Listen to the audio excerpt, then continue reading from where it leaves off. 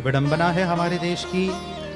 बच्चों की शादी होती है, जमीन जायदाद के बंटवारे बाद में होते हैं, पहले माँ बाप के बंटवारे होते हैं। किसी के हिस्से में मकान, किसी के हिस्से में दुकान आई। मैं घर में सबसे छोटा था, मेरे हिस्से में माँ आई।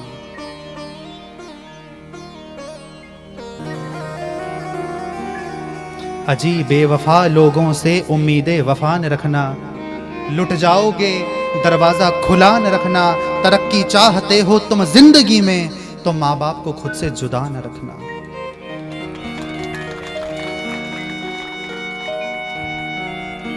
और निवेदन है मेरी इन बातों को एक कान से सुनकर दूसरे से निकाल मत देना। गर्भ में हम कन्या को जीने नहीं देते, नवरात्र में हम कन्या का पूजन करते हैं, क्या जगदम्बा प्रसन्न होगी? कदा।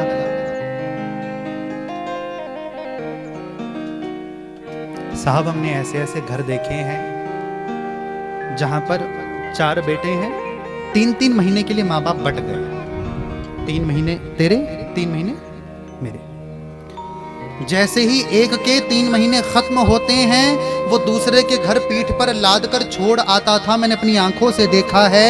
और दूसरा पिछले ही दिन ताला मारकर चला जाता था, ये कहता था मेरे 3 महीने खत्म, मेरी जिम्मेदारी।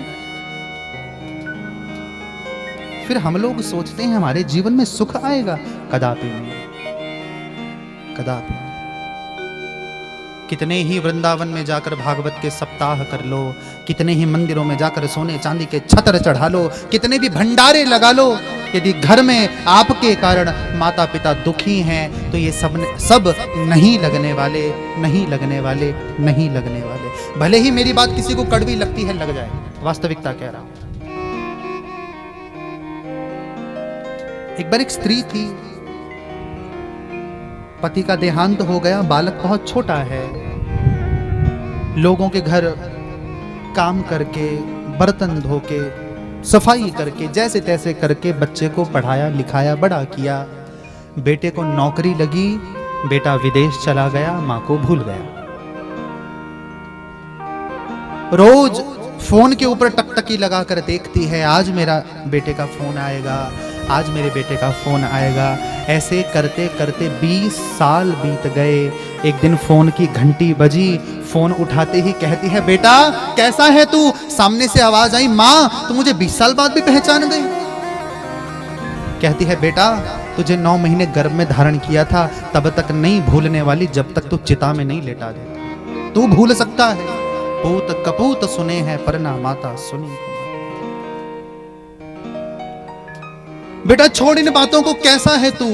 मैंने सुना है तूने शादी कर ली है, बच्चे कैसे हैं? कहता है, माँ मैं तुझसे मिलने आ रहा हूँ, बड़ी प्रसन्न है, जागरण करवाती है, भंडारे करवाती है, मिठाई बांट रही है। मेरा बेटा विदेश से आ रहा है, बहुत बड़ा आदमी बन गया है। बेटा आया, एक दिन रुका, माँ से कहता है, माँ भारत में हमारा कोई नहीं है, तू यहाँ अकेली रहती है, पिताजी है नहीं, तो मैं तुझे लेने आया हूँ। चल हम विदेश चलते हैं, ये घर बेच देते हैं। और यहाँ जितनी भी माताएं बैठी हैं, ये मेरी इस बात को भली भांति समझेंगी। माताओं को उस घर से बड़ा प्रेम होता है जिस घर में वो डोली में बैठकर आती हैं। माताएं इतनी आसानी से उस घर को नहीं छोड़ती। उनकी इच्छा होती है यदि इस घर में डोली में आई हैं तो जाएं तो अर्थी में जाएं। फिर भी बेटे की जिद के आगे झुक गई। औने पौने दाम में मकान का सौदा हुआ, मकान बिक गया। टैक्सी आई, दोनों गाड़ी में बैठे, एयरपोर्ट पहुंचे। बेटे ने कहा, माँ 2 मिनट बैठ, मैं कुछ कागजाती कार्रवाई करके आता हूँ। बड़ी प्रसन्न है, शाम होते होते विमान में बैठूंगी, कल विदेश पहुंच जाऊंगी, बहू को देखूंगी। पता नहीं बच्चों को हिंदी भी आती होगी, अंग्रेजी में ही बोलते होंगे। मन में स्वप्न ले रही है। 2 घंटे बीते, 4 घंटे बीते, 6 घंटे बीते, बेटा नहीं आया। रात हुई, एयरपोर्ट के कर्मचारी सफाई करते करते आए। किसी ने पूछा, माँ कहाँ काम है? बड़ी प्रसन्नता से कहती हूँ, विदेश जा रही हूँ, मेरा बेटा मुझे लेने आया है। अम्मा कहाँ रहती है तू? अरे बेटा ये पास में ही सूरज नगर है ना, वहाँ मेरा घर है। अम्मा तेरा बेटा कौन है? वो जो है ना विदेश में नौकरी करता है। कर्मचारी कहता है, अम्मा मेरा बड़ा अच्छा मित्र है, उसका विमान तो कब का उड़ चुका, वो तो पहुंच भी गया होगा, मैंने ही तो उसका सामान रखा था। अब ये सुना तो पैरों के नीचे की जमीन खिसक गई, भारी पांव से लौटी, पर लौटती कहां, जाता जाता घर भी बेच गया था। किसी पड़ोसी ने तरस खा के कमरा रहने को दे दिया है। इसी प्रकार वर्ष बीतते गए, समय बीतता गया। एक दिन वह मालिक बोला, अम्मा अब आपका शरीर बहुत बूढ़ा हो चुका है, मैं इससे ज़्यादा आपकी सेवा नहीं कर सकता, आप किसी रिश्तेदार के पास चली जाओ। आंखों में आंसू लाकर रोती रोती कहती है, मैं चली तो जाऊं, यदि यहाँ मेरा बेटा आ गया तो उसके लिए खाना कौन बनाएगा। पूत कपूत सुने हैं पर ना माता सुनी कुमाता। अभी पिछले वर्ष की शायद एक घटना है, आप लोगों ने अवश्य सुनी होगी। साहब जब मैंने समाचार पत्र में जब ये खबर पढ़ी तो घिन्न आ गई यह सोचकर कि हम लोगों की मानवता कब की मर चुकी है। एक लड़का विदेश में रहता है, माँ को भूल गया, लौट कर आया तो सोफे के ऊपर माँ का कंकाल पड़ा हुआ था। माँ कब की बैठी बैठी मर गई। ये पिछले वर्ष की घटना है। और अभी पिछले हफ्ते ही मैं पढ़ रहा था, एक बेटे ने पेंशन की लालच में माँ के शरीर को 3 साल तक फ्रिज में रखा। साहब कड़वे शब्द हैं, क्षमा चाहूँगा, पर धिक्कार है ऐसी संतानों को। और कड़वे शब्दों में कहूँगा, यदि आपके घर में माता पिता दुखी हैं तो आपका पूजा पाठ व्यर्थ है।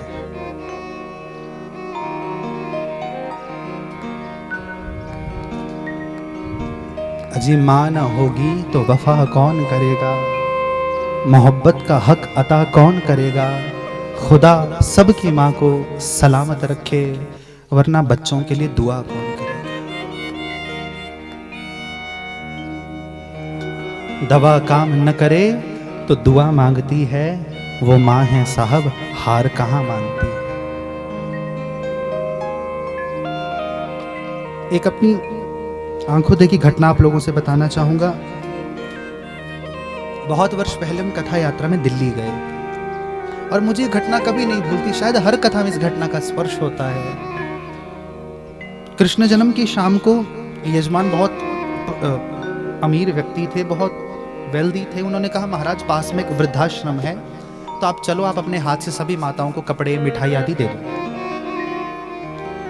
गाड़ी में बैठे गए, एक सोफा लगा, बैठे, एक एक माता आ रही है, प्रणाम कर रही है, हम उनके हाथ में कपड़े रख रहे हैं, जो भी है, माता आगे जा रही है। मेरे ठीक सामने एक दरवाज़ा था, दरवाज़ा खुला है और सामने एक माता खिड़की के पास खड़ी है और खिड़की से बाहर देखकर रो रही है। बहुत बुलाया साथ वालों ने कि महाराज जी आए हैं, आशीर्वाद ले, नहीं आई। तो जब कोई व्यक्ति अपनों से दूर ऐसी अवस्था में रहता है ना, तो वो उन परायों में ही अपनों को ढूंढ लेता है। तो जो उनके बहुत निकट थी अम्मा, मैंने उनसे पूछा, मैंने कहा ये आ क्यों नहीं रही। वो माता मुझे हाथ पकड़ के भीतर ले गई, खिड़की से बाहर हाथ करती हुई कहती, महाराज ये सामने 20 मंजिल का मकान है ना, इसका है। ये बच्चों के लिए 20 मंजिल तो बना गई, पर बच्चों को इसके लिए एक कमरा नहीं मिला 20 मंजिल। मत बनिए। अब तो कोई मजहब ऐसा भी लाया जाए जिसमें इंसान को इंसान बनाया जाए। आदमी और आदमी में हो ऐसे रिश्ते, मैं रहूं भूखा तो तुझसे भी ना खाया जाए। प्रेम से कहिए जय माता दी, जय माता दी, जय माता अस्तु। चलिए कथा की मुख्य धारा की ओर। पर मेरा निवेदन रहेगा, कृपा करके मेरी इन बातों को भुला मत दीजिएगा। ठीक है, कई बार लोग हमसे इतना भी कहते हैं, महाराज बाकी तो ठीक है, माता पिता अच्छे नहीं हैं।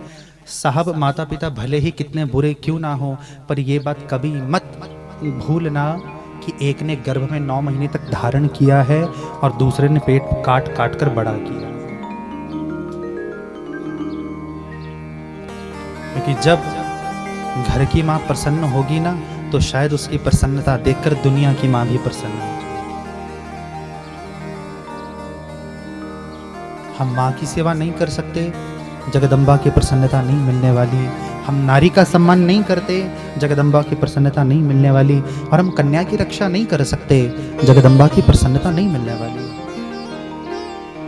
प्रेम से कहिए जय माता दी।